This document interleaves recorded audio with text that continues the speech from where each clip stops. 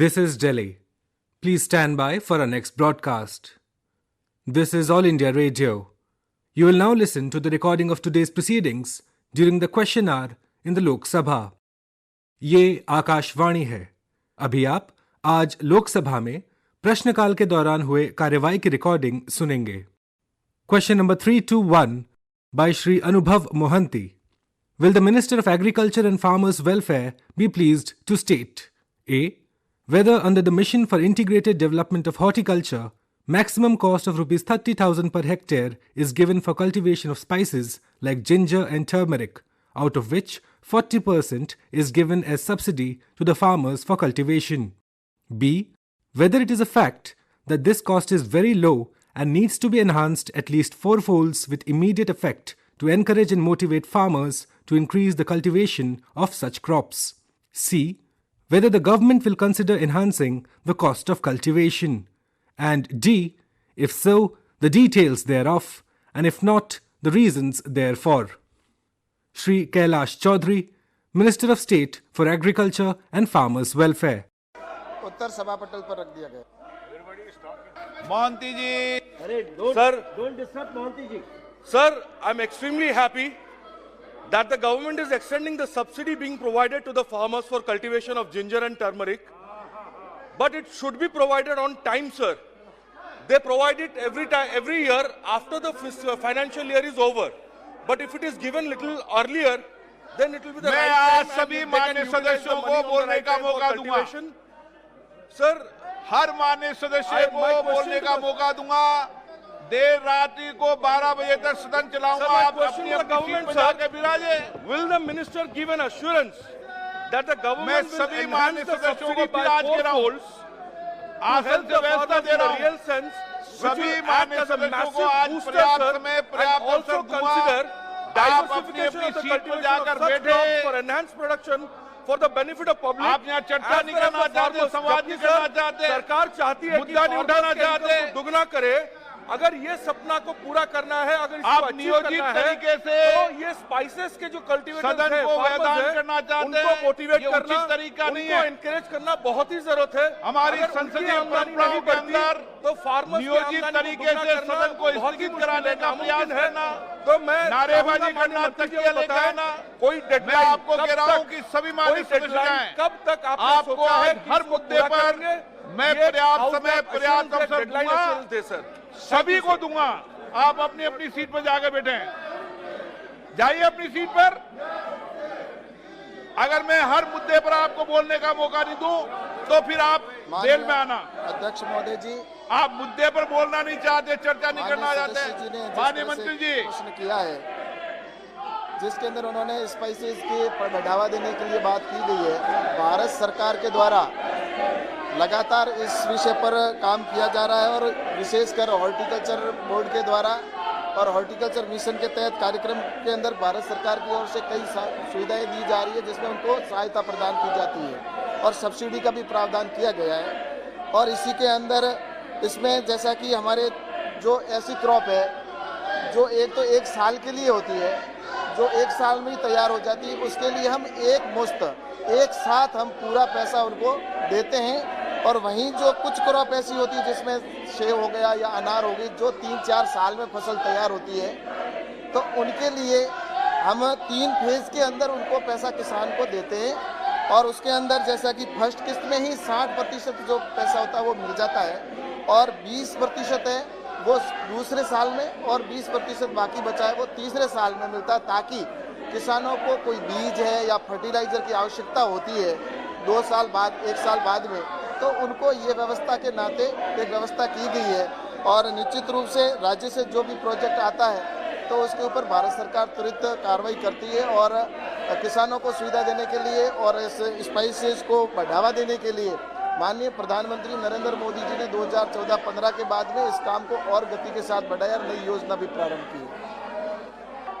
Sir, माननीय मंत्री जी खुद एक किसान हैं और इसलिए वो किसानों के दर्द को ज़्यादा समझते हैं, मैं ये महसूस करता हूं. लेकिन इसके साथ ही सर मैं उनको ये भी बताना चाहूँगा कि माननीय मंत्री जी का जो जवाब था वो मेरे सवाल का जवाब नहीं था सर. मैंने एक डेडलाइन मांगा था कि कब तक किसानों की आमदनी को दुगनी करने की वो सोच रहे हैं, एक डेडलाइन एश्योरेंस दे हमको.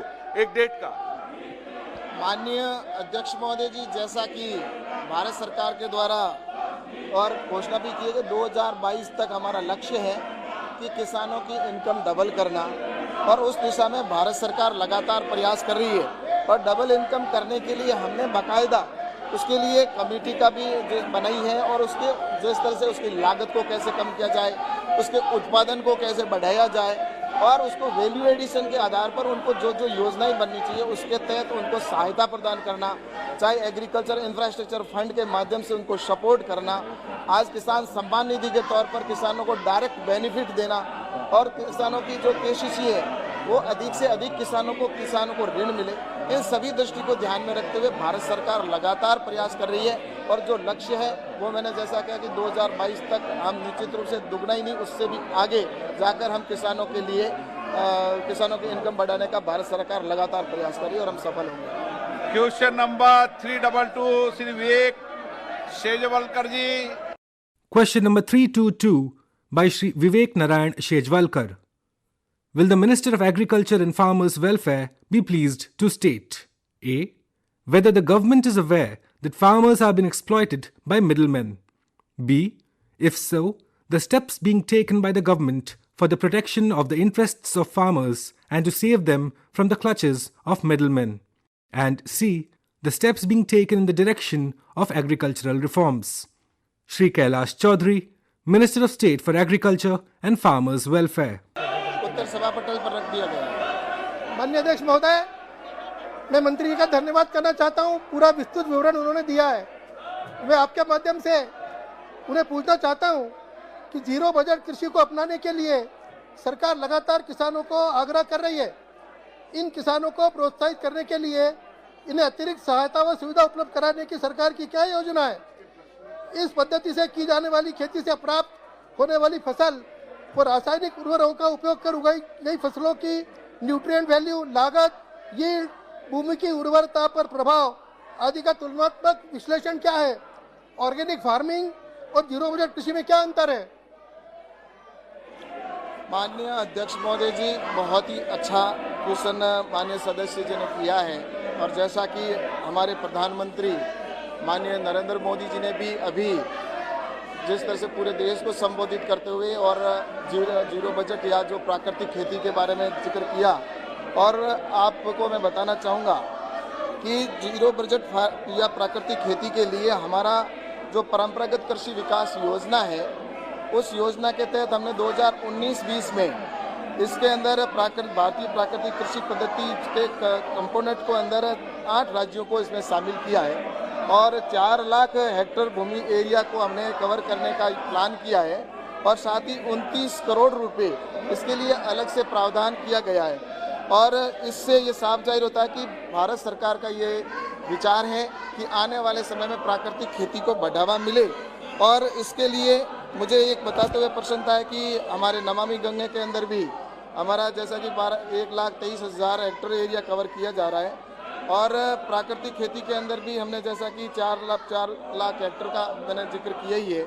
और कुल मिलाकर यह है कि प्राकृतिक खेती के अंदर वो चीज़ आती है जिसमें खेत के अंदर किसान अपनी जो फसल है उसके अंदर ही जो उसको, चाहे वो खाद हो, चाहे उसके एक गाय के द्वारा उसको उसके अंदर ही उसका गोमूत्र है, गोबर है, या उसके खेत के अंदर जो रिसोर्स है उसी रिसोर्स से उत्पादन होने वाला और उसका उपयोग करके जो किसान फसल बोता है, तो उसको प्राकृतिक खेती, जो हमारी परंपरागत खेती है, उसको मानते हुए ये प्राकृतिक खेती है जिसमें लागत की बहुत कम मात्रा आती है।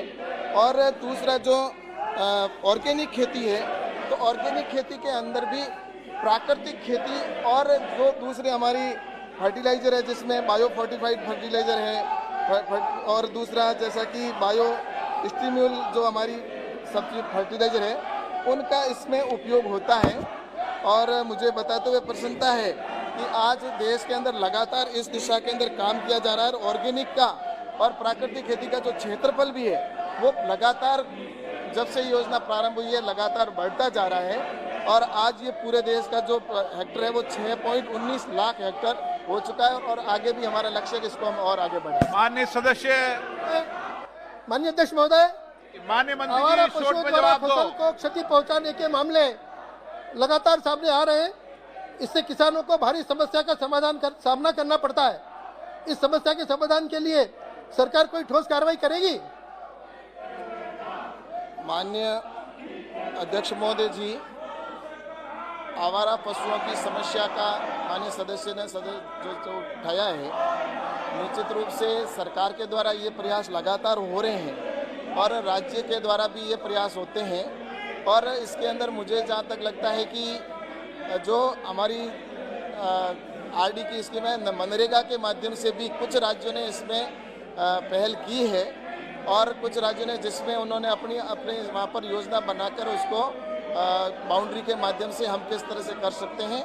और भारत सरकार के द्वारा भी लगातार इसके ऊपर जो प्रयास किए जा रहे हैं कि किसी तरह से इस समस्या का समाधान हो।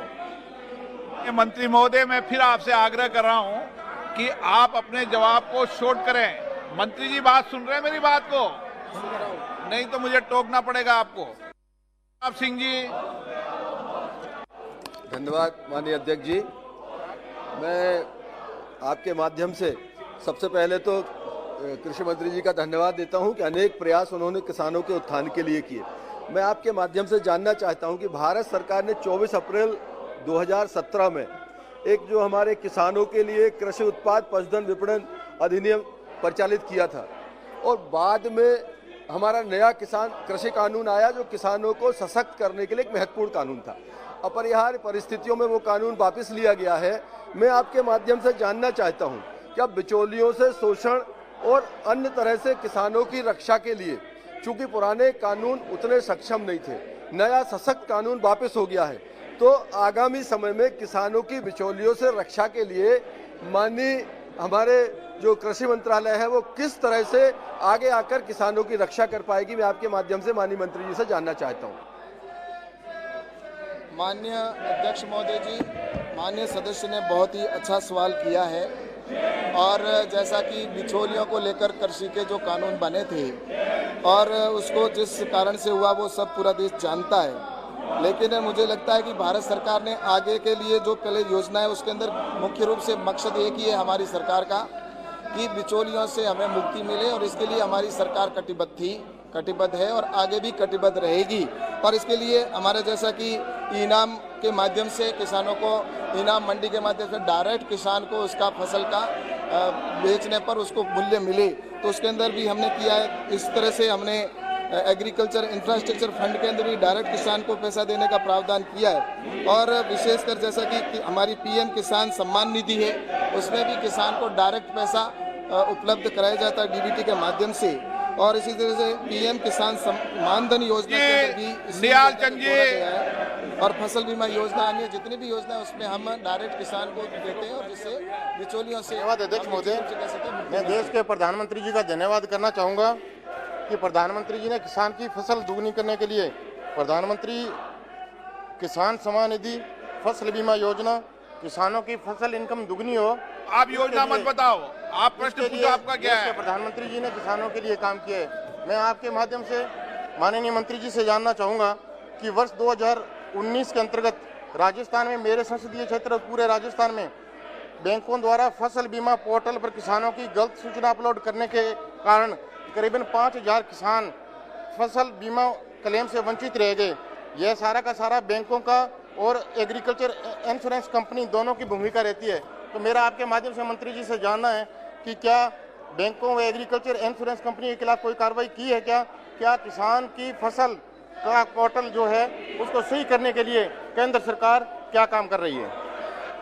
माननीय अध्यक्ष महोदय जी, फसल को इंश्योरेंस को कवर करने के लिए हमारी जो योजना है उसके अंदर निश्चित रूप से बैंक को इसके अंदर बाध्य किया गया कि वो जो प्रीमियम लेती है उस प्रीमियम को समय पर आगे दे और उसका प्रीमियम है उसको इंश्योरेंस मिले। और उसमें अगर किसी बैंक ने अपनी गलती अगर की है तो उस बैंक के ऊपर 12% की पेनल्टी सहित उनको किसान को उसका क्लेम देना होता है, ये प्रावधान है।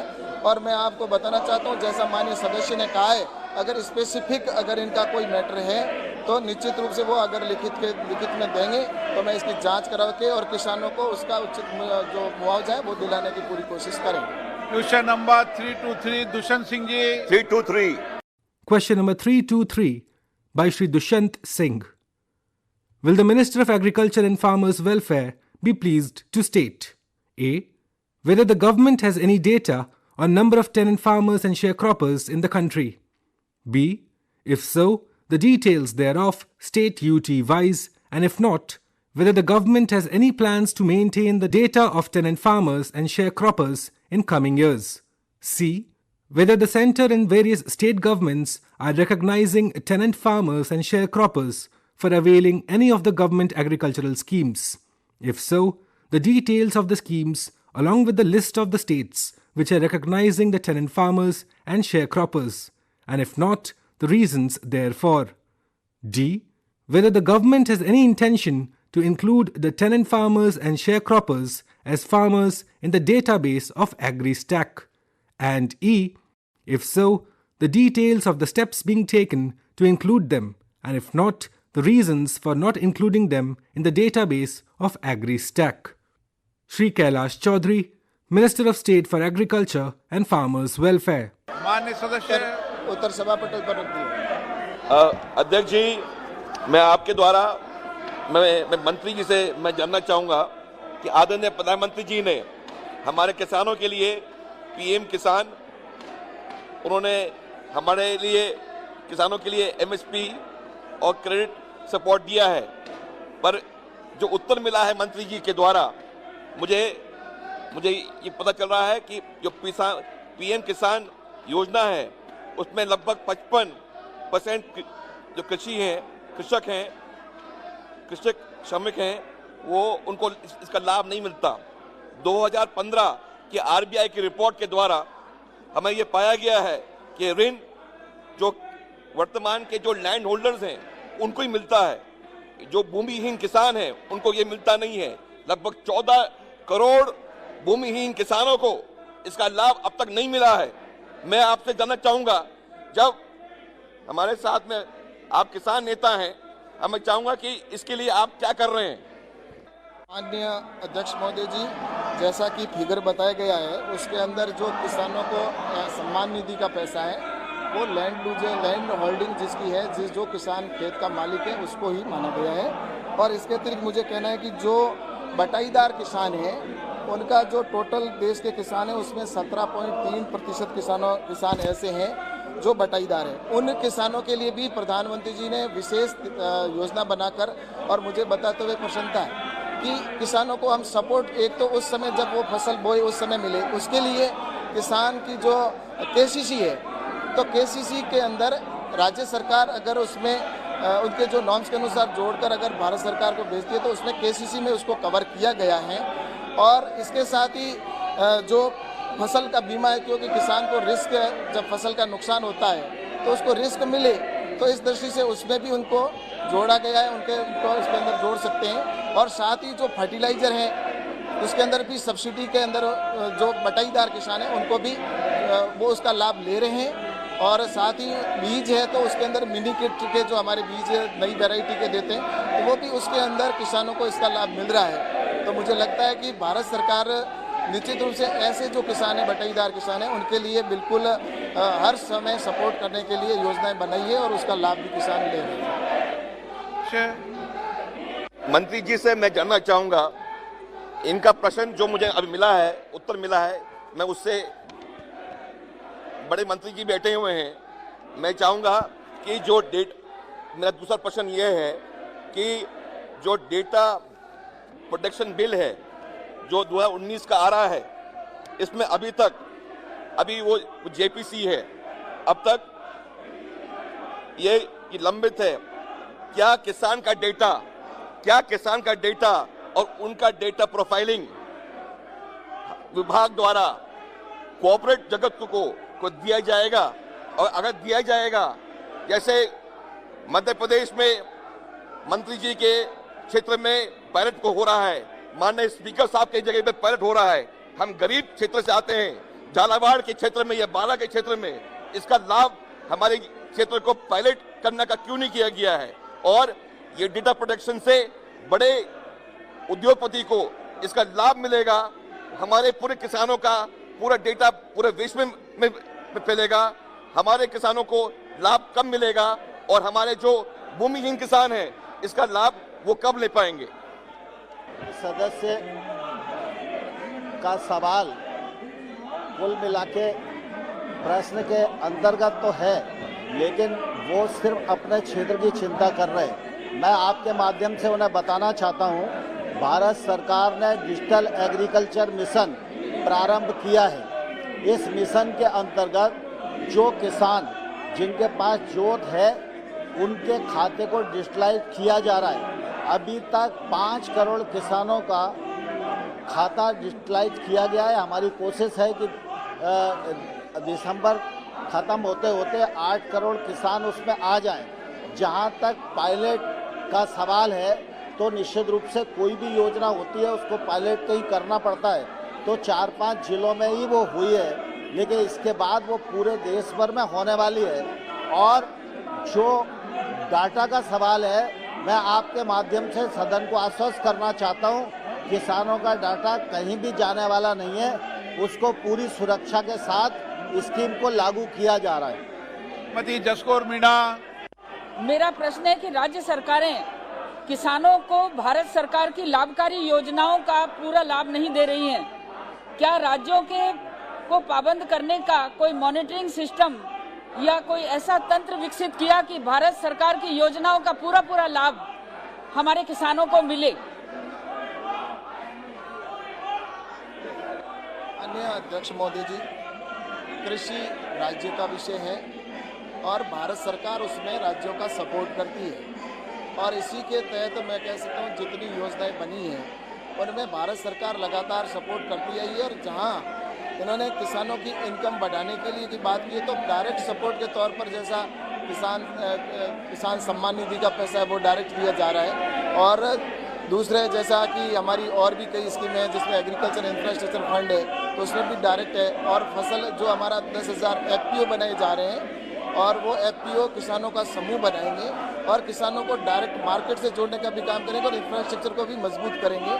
तो उससे मुझे लगता है कि निश्चित रूप से इस दिशा में भी भारत सरकार काम कर रही है, और राज्यों को निश्चित रूप से मैं कह सकता हूं कि राज्य अपने विवेक से भी प्रोजेक्ट तैयार करते हैं और हमारे भारत सरकार के भी होते हैं, तो उनसे भी उनका किसानों के लिए काम किया जा रहा है। Question number 3 to 4 Shri Manickam Tagore ji. Question number 3 to 4 by Shri Manikam Tagore B. Will the Minister of Home Affairs be pleased to state A. Whether it is a fact that the National Investigation Agency NIA needs additional infrastructure and domain experts to probe cyber terrorism, and if so, the details thereof. B. Whether it is also a fact that the NIA was given the mandate to probe cases related to cyber terrorism 2 years ago. C. If so, the details thereof. And D. The total number of such cases being investigated by the NIA as of now. Shri Nityanand Rai, Minister of State for Home Affairs. माननीय मंत्री महोदय। सुनील कुमार सिंह। माननीय अध्यक्ष जी, मैं आभारी हूं कि आपने मुझे पूरक प्रश्न पूछने का समय दिया है। भारत सरकार और गृह मंत्रालय ने लगातार ह्यूमन डेवलपमेंट और इंफ्रास्ट्रक्चर के क्षेत्र से NIA सहित सभी संस्थानों को मजबूत बनाने का काम किया है, लेकिन मैं आपके माध्यम से सरकार से यह जानना चाहता हूं कि NIA के कार्रवाइयों से हिंटर आतंकवाद जैसे जो पहले देश में घटनाएं मुंबई अक्षरधाम में होती थी, तो हिंटर आतंकवाद तथा वामपंथी गतिविधियों में कितनी कमी आई है, इसके संबंध में मैं आपके माध्यम से मंत्री जी से आग्रह करूंगा कि जानकारी देने की कृपा करें। अध्यक्ष महोदय,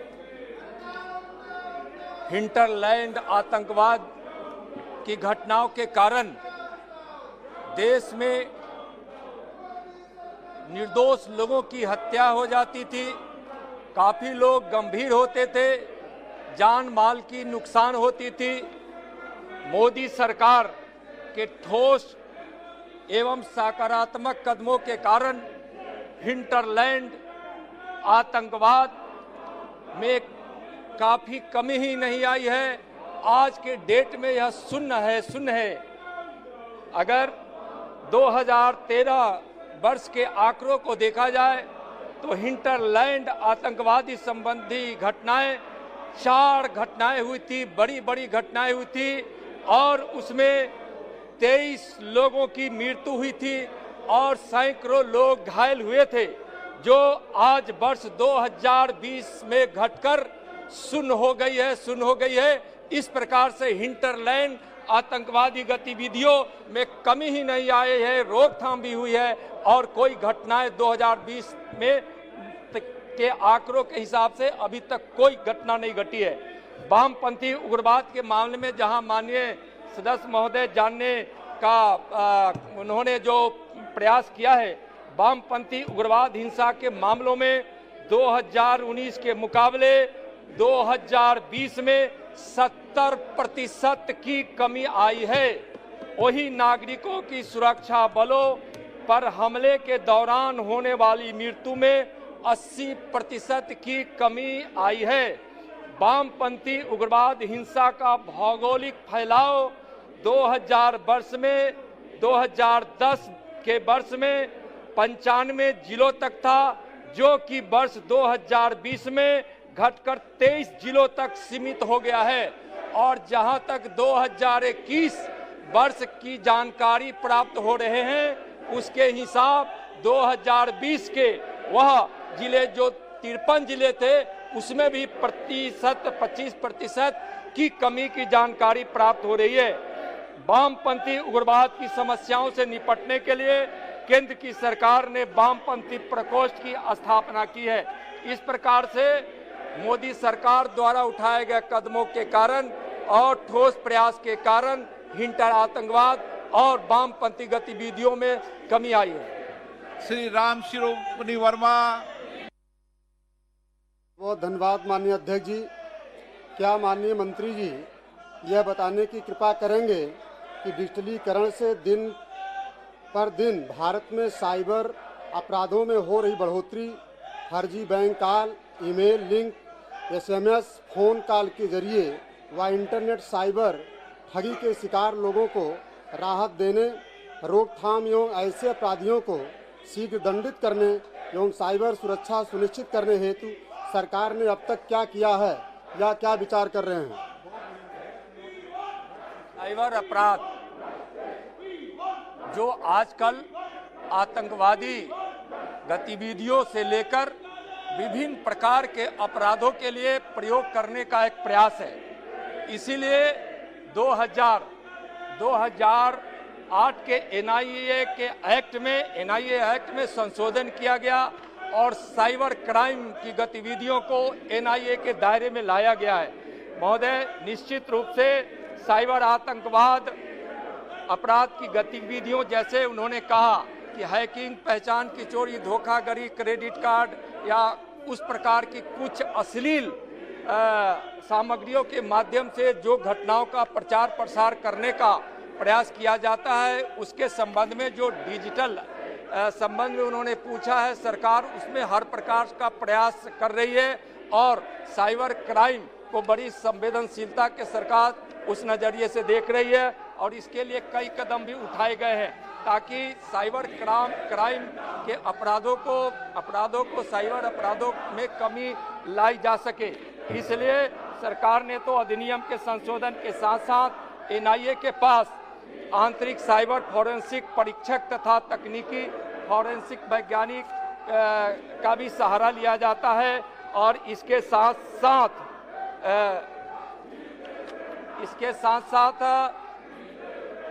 IT कैडर के पदों का जो सृजन हुआ है, उसमें भी फॉरेंसिक परीक्षकों और तकनीकी फॉरेंसिक वैज्ञानिकों की हमेशा मदद ली जाती है।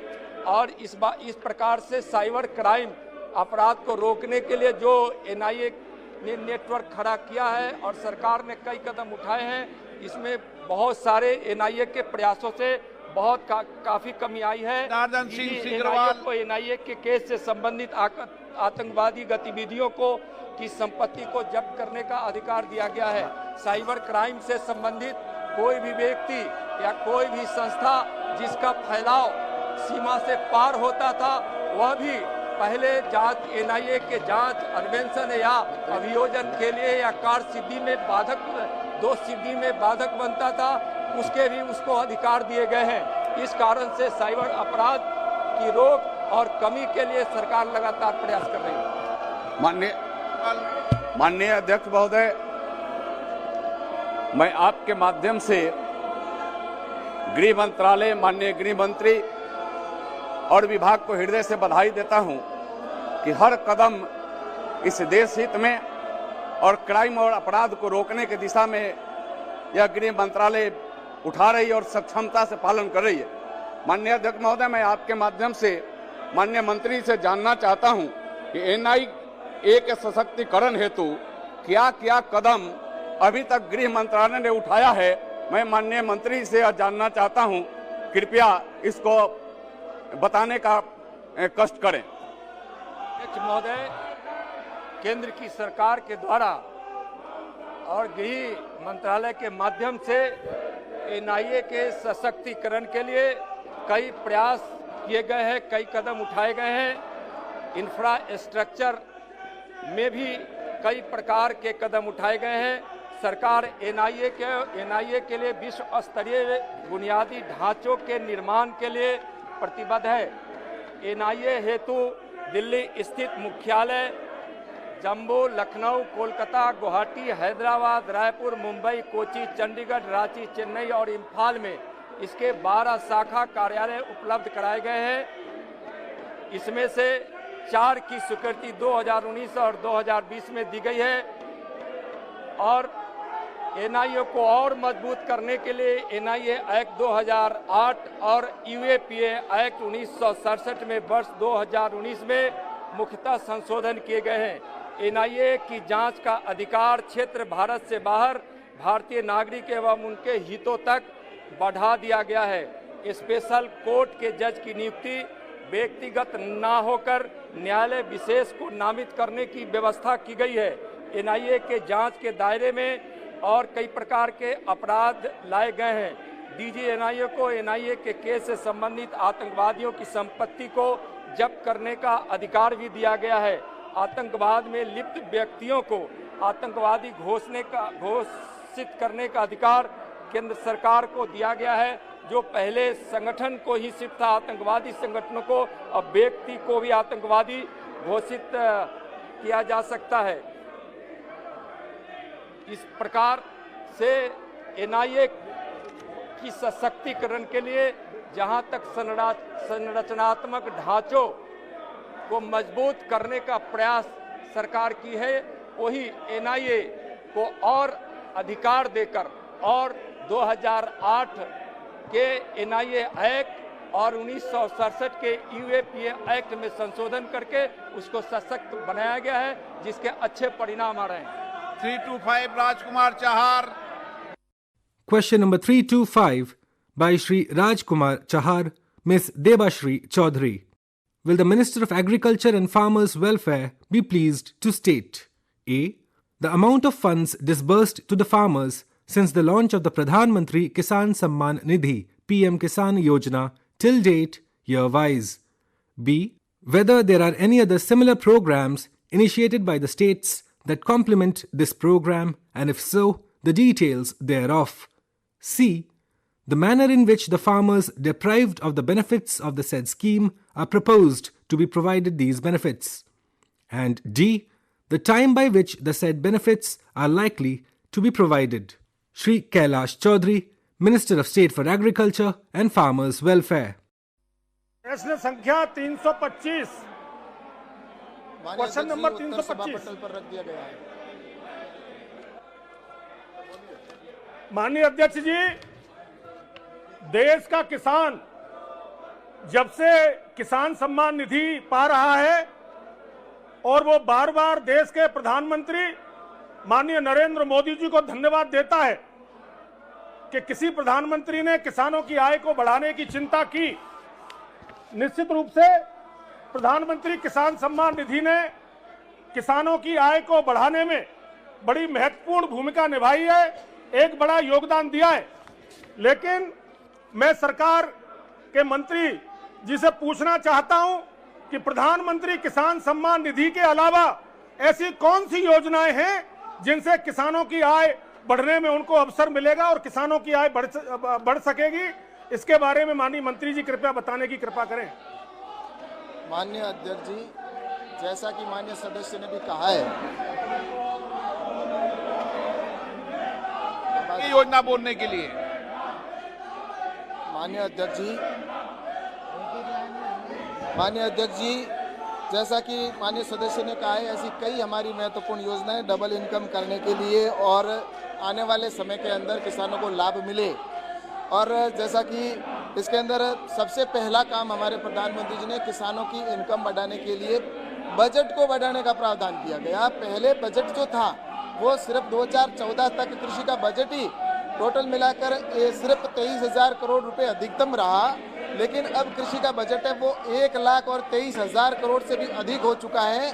और उसके साथ ही MSP को 1.5 गुना करने का काम किया गया। और साथ ही हमारे जो किसानों के लिए एग्रीकल्चर इंफ्रास्ट्रक्चर फंड के माध्यम से किसानों को सपोर्ट दिया जा रहा है। MIDH की स्कीम के तहत किसानों को हॉर्टिकल्चर के लाभ दिया जा रहा है। सरकार ने एग्रीकल्चर इंफ्रास्ट्रक्चर के लिए एक बड़ा फंड दिया है किसानों के लिए, लेकिन मैं माननीय मंत्री जी से पूछना चाहता हूं कि छोटे किसानों के लिए और सीमांत किसानों के लिए एग्रीकल्चर इंफ्रास्ट्रक्चर के अंतर्गत ऐसे कौन से योजनाएं हैं और कितने प्रोजेक्ट हैं जो छोटे किसानों के लिए स्वीकृत किए गए हैं। क्या एग्रीकल्चर इंफ्रास्ट्रक्चर से गांव में रहने वाले छोटे किसान और सीमांत किसानों को किस तरह का लाभ मिल पाएगा, इसके लिए बताने का कष्ट करें।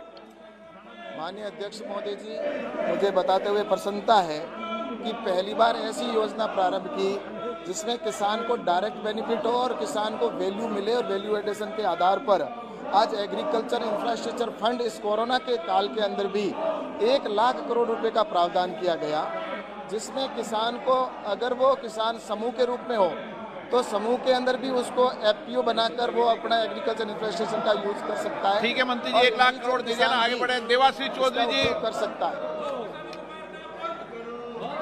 Question number 326 Sushil Kumar Singh. Question number 326 by Shri Sushil Kumar Singh. Will the Minister of Rural Development be pleased to state A. whether the employment under Deen Dayal Upadhyay Gramin Kaushal Yojana DDU-GKY has fallen following the onset of COVID? B. If so, the details thereof. C. The reasons for the fall in employment rate. And D. The efforts being made by the government to increase the employment under DDU-GKY. Shri Giriraj Singh, Minister of Rural Development and Panchayati Raj.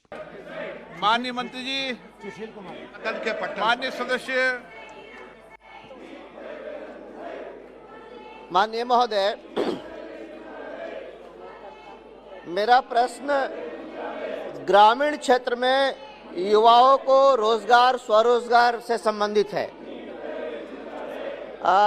महोदय, मेरा संसदीय क्षेत्र बिहार के 2 जिलों औरंगाबाद और गया जिले में है और दोनों ही जिले नक्सल प्रभावित अत्यंत पिछड़े आकांक्षावान जिले की सूची में हैं। मेरे प्रश्न का उद्देश्य ये है कि ग्रामीण युवाओं को रोजगार मिले, उनको वो आत्मनिर्भर हों, वो बंदूक ना थामकर किसी न किसी रोजगार में वो लिप्त हो जाएं। और माननीय मंत्री जी ने जो जवाब दिया है उसके संबंध में मैं जानना चाहूँगा कि दीनदयाल उपाध्याय कौशल विकास योजना के अंतर्गत प्रशिक्षित एवं निबंधित युवाओं के स्वरोजगार एवं सरकारी नौकरियों में जाने वाले युवाओं की प्रतिशतता का राज्यवार और खासकर मेरे संसदीय क्षेत्र के जो उग्रवाद प्रभावित इलाका है औरंगाबाद और गया जिले की का प्रतिशत क्या है?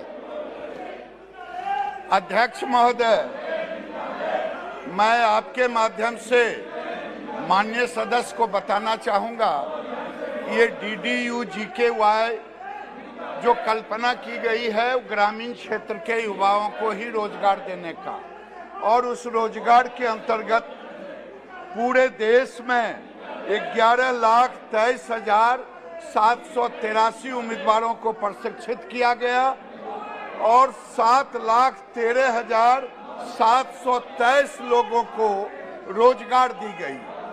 ये DDU-GKY वर्तमान में 27 राज्य और 4 केंद्र शासित प्रदेशों में लागू है, जहां 1,891 परियोजनाएं चल रही है।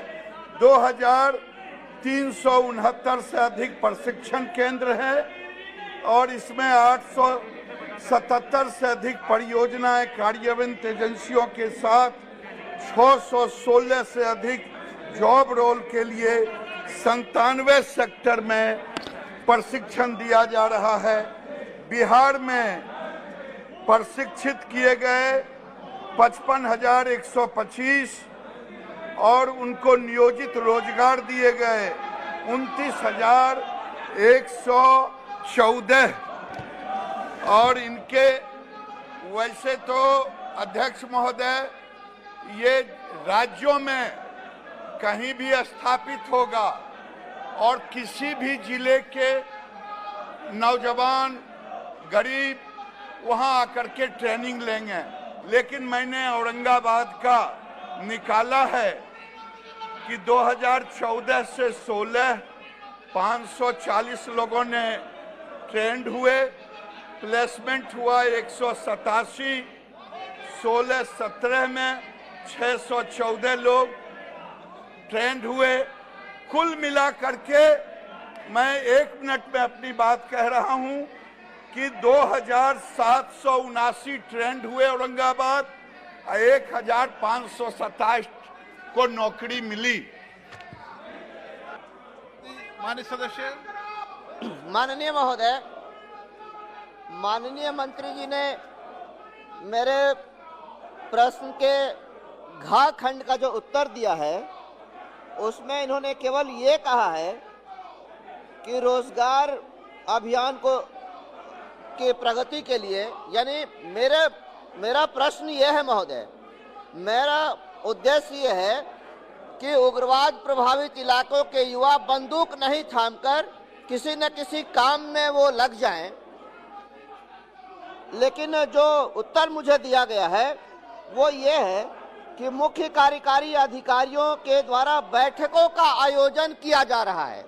महोदय, मैं तो परिणाम जानना चाहता हूं और माननीय मंत्री जी ने अपने उत्तर में स्वीकार किया है कि जितने लोगों को प्रशिक्षित किया गया उसमें से रोजगार पाने वाले लोगों की संख्या 50% या उसके आसपास है। तो ये प्रतिशत और बढ़ेगा और विशेषकर जो आकांक्षावान जिले हैं, माननीय प्रधानमंत्री जी ने ऐसे जिलों को विकसित करने के लिए आकांक्षावान जिलों की एक सूची बनाई है देश भर में, उसमें औरंगाबाद और गया दोनों जिला है। यह उग्रवाद प्रभावित इलाकों के युवा बंदूक नहीं थामे, इसके लिए किसी विशेष योजना को शुरू करने का सरकार मंशा रखती है क्या? मैं ये जानना चाहता हूं मंत्री जी से। अध्यक्ष महोदय, मैं माननीय सदस्य के प्रश्नों का उत्तर तो दूंगा, लेकिन आपको धन्यवाद देना चाहता हूं, आपके धैर्य को धन्यवाद देना चाहता हूं, जो आज सदन की गरिमा को विपक्ष ने जिस ढंग से तार-तार किया है। इसलिए मैं आपके धैर्य को धन्यवाद देना चाहता हूं, जो लोग बाहर में जा करके लोकतंत्र की दुहाई देते हैं और यहाँ लोकतंत्र को तार-तार कर रहे हैं। मैं माननीय सदस्य को बताना चाहता हूं कि ये DDU-GKY जो इन्होंने कहा कि उग्रवाद वामपंथ इलाके में कौन सा कार्यक्रम चला रहे हैं, एक रोशनी नाम से वामपंथी उग्रवाद प्रभावित 9 राज्यों के 27 जिले में लागू की जा रही है। आंध्र प्रदेश, विशाखापट्टनम, बिहार के गया, जमुई, छत्तीसगढ़ के बलरामपुर, बीजापुर, बस्तर, दंतेवाड़ा, कांकेर, कोडागांव, नारायणपुर और सुकमा, झारखंड के चतरा, गढ़वा, गुमला, लातेहार, पलामू, सिंहभूम, मध्य प्रदेश बालाघाट, महाराष्ट्र के गढ़चिचौड़ी, उड़ीसा के गजपति, कंधमल महल, कोरापुट, मलकानगिरी, नुआपाड़ा, रायगढ़, उत्तर प्रदेश के सोनभद्र, पश्चिम बंगाल के पश्चिमी मिदनापुर, इन जिलों के प्रशिक्षुओं के लिए सभी प्रशिक्षण आवासीय प्रकृति की है और महिला अभ्यर्थियों के कवरेज मिनिमम 40% है। अब तक 60,013 युवाओं को प्रशिक्षित कर 33,042 को रोजगार से जोड़ा गया। क्वेश्चन नंबर 334 क्लब किया जाता है के नवासकनी। Question number 334 by Shri K. Navaskani, Shri Balubhau Suresh Narayan Dhanorkar. Will the Minister of Rural Development be pleased to state A. Whether the government has provided additional funds for the Mahatma Gandhi National Rural Employment Guarantee Scheme MGNREGS for the remaining period of the financial year 2021-22? If so, the details thereof, and if not, the reasons therefor. B. The latest net balance of the MGNREGS. C. The number and details of states and union territories which have a negative net balance. And D. The details of the amount due to the MGNREGS workers as wage payments. Shri Giriraj Singh, Minister of Rural Development and Panchayati Raj. माननीय मंत्री जी 334 आप तो question table कर दें। Question number 334 के नवासकी बालू Suresh Narayan. Question number 338 club किया जाता है। Question number 338 by Dr. Amar Singh. Will the Minister of Rural Development be pleased to state A. Whether the government acknowledges that the funds allocated for MGNREGS being lower than the previous years are causing many states to run into a negative account, and if so, the details of the measures taken by the government to address the delays in payments caused to the workers. B. Whether the government sees merit in the usage of a highly digitized ecosystem for a scheme for a section of the society that might necessarily not have the knowledge of such platforms, thereby making the operations difficult for them, and if so, the mechanism in the place to address such issues. And C. The details of the MGNREGS funds allocated to the state of Punjab district-wise. Shri Giriraj Singh, Minister for Rural Development and Panchayati Raj. माननीय मंत्री 338 अमर सिंह जी राजीव प्रताप रूडी। अध्यक्ष जी, माननीय मंत्री भी बिहार के हैं और मूल प्रश्नकर्ता भी बिहार के हैं और इन्होंने बड़े तत्परता से ये उत्तर दिया बिहार के बारे में कि DDU GKY में बड़ी संख्या में लोगों को रोजगार दिया गया। मैं माननीय मंत्री जी से जानना चाहता हूं, जब इतनी बड़ी संख्या में लोगों को बिहार में रोजगार मिल ही रहा है तो आखिर बिहार के 4 करोड़ लोग बिहार छोड़ करके बाहर क्यों चले गए और नीति आयोग बिहार को पिछड़ा क्यों कह रहा है और हम आप दोनों पिछड़े श्रेणी में क्यों आ जा रहे हैं? माननीय मंत्री जी बताएं कि जब आपका रोजगार इतना कामयाब है तो कहां ऐसी कमी है कि बिहार के 4 करोड़ लोग महाराष्ट्र में मजदूरी कर रहे हैं, बिहार के 4 करोड़ लोग पंजाब में मजदूरी कर रहे हैं, बिहार के 4 करोड़ लोग जम्मू कश्मीर में जाके अपना जान गंवा रहे हैं। तो माननीय मंत्री जी बताएं कि अगर बिहार इतना ही ज्यादा प्रगतिशील हो गया, माननीय सदस्य प्लीज शॉर्ट में आप उत्तर देना चाहेंगे कि आखिर ये इतनी बड़ी संख्या में बिहार के मजदूर बाहर क्यों जा रहे हैं? महोदय, एक तो प्रश्न 334 और 338 हो गया, लेकिन माननीय सदस्य बड़े वरिष्ठ सदस्य हैं, इन्होंने जो चिंता व्यक्त की है वो पूरे बिहारवासी की चिंता है और हम सब भी चिंतित हैं।